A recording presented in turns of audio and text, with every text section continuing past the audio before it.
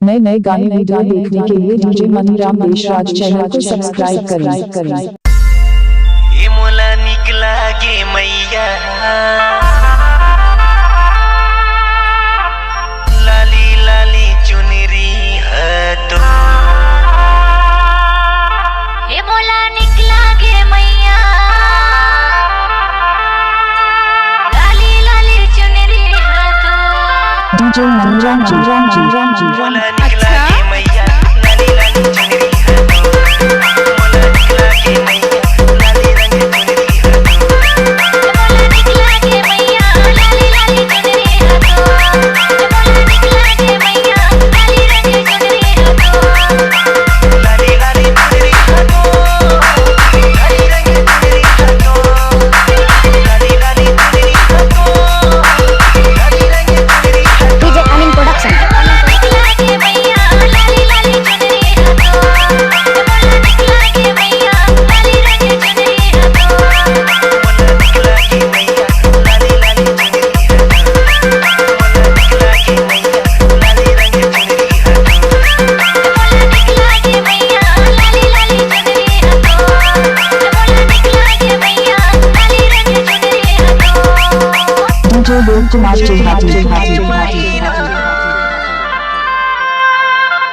लगी ही मिलावो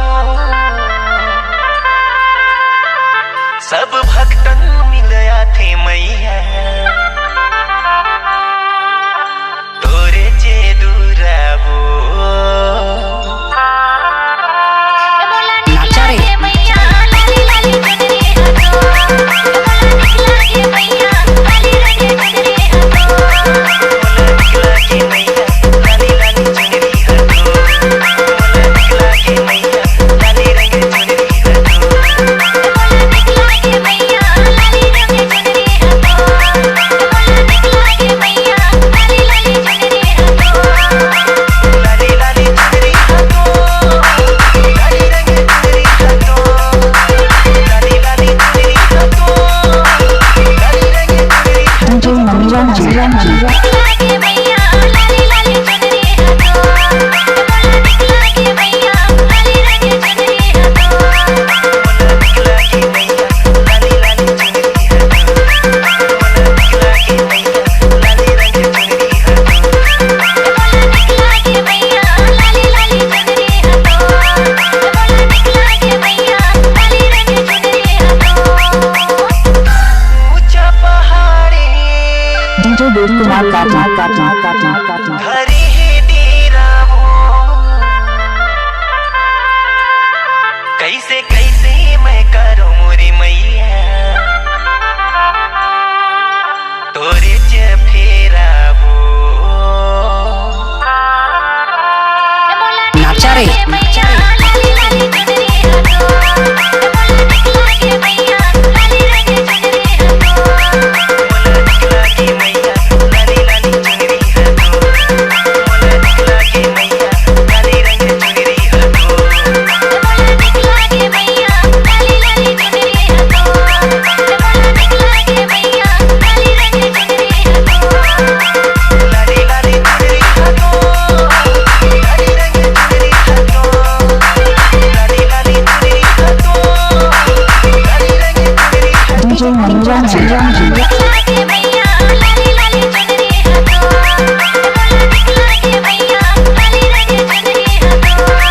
मोला निकला गे मैया लाली लाली चुनरी है तो मोला निकला गे मैया लाली रंग चुनरी है तो मोला निकला गे मैया लाली लाली चुनरी है तो मोला निकला गे मैया लाली रंग चुनरी है तो पान सुपारी डीजे देव कुमार चढ़ाओ नारिया मोर बनौती बना देना मैया आए हो सरनिया मोला निकला गे मैया लाली लाली चुनरी है तो मोला निकला गे मैया लाली लाली चुनरी है तो मोला निकला गे मैया लाली लाली चुनरी है तो